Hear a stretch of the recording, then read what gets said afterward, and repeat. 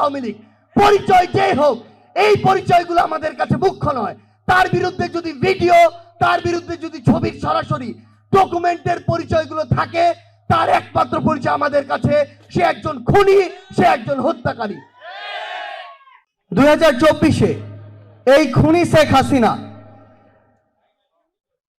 যখন দেখলো তার সকল অন্যায় অপকর্ম আর কোনো কিছু দিয়ে রাষ্ট্রযন্ত্র ব্যবহার করে আর আটকে রাখতে পারছে না, সেই খুনি হাসিনা তখন এই বাংলাদেশের আমার হাজারো ভাই বোনকে খুন করেছে, অর্ধ লক্ষ ভাই বোনকে রক্তাক্ত করেছে। এই 24-এর অভ্যুত্থানের 4 মাস পেরিয়েছে,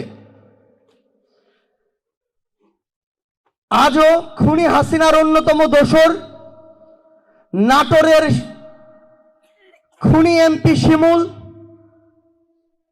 আজও এই বাংলাদেশে আমাদের সামনে রয়েছে কিনা?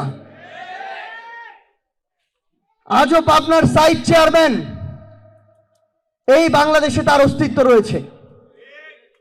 অথচ এই খুনিরা প্রকাশ্যে আমার ভাইদেরকে পুড়িয়ে মেরেছে, আমার ভাইদেরকে গুলি করে হত্যা করেছে।